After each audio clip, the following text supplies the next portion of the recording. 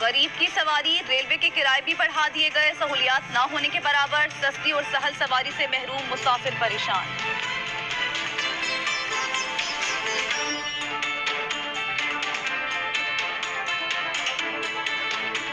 Pakistan railway को अवामी और सस्ती सवारी तस्वुर किया जाता था, मगर गुज़श्ता कई माह से रेलवे के किरायों में इजाफा कर दिया गया, जिससे मुसाफिर परेशान हैं। मजीद जानते हैं बाबर हुसैन की इस रिपोर्ट में।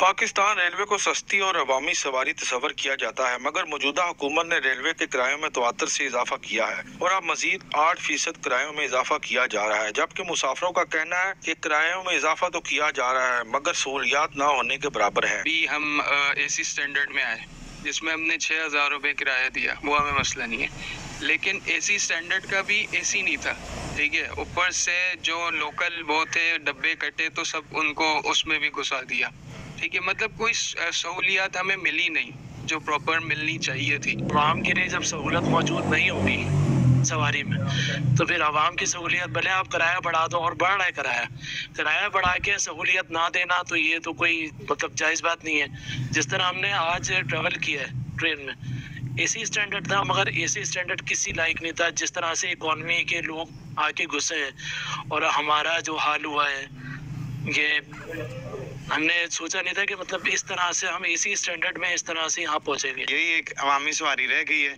इसका भी अगर किराया बढ़ा देंगे तो ज़ाहिर है वो तो गरीब आदमी की अफोर्डिंग में नहीं रहेगा ना। जेहलम के रेलवे स्टेशन से रोजाना की बुनियाद पर मुसाफिर दूसरे शहरों में सफर करते हैं, मगर रेलवे के बढ़ते किरायों की वजह से अब उनके लिए मुश्किलात पैदा हो रही है। रेलवे की अवामी सवारी है, लेकिन बढ़ते किराए की वजह से लगता है रेलवे अब अवामी सवारी नहीं रहेगी, क्योंकि सस्ती सवारी भी अब महंगी हो रही है। कैमरामैन स्नैनली के साथ बाबर हुसैन, ब्यूरो चीफ सच न्यूज, जेहलम।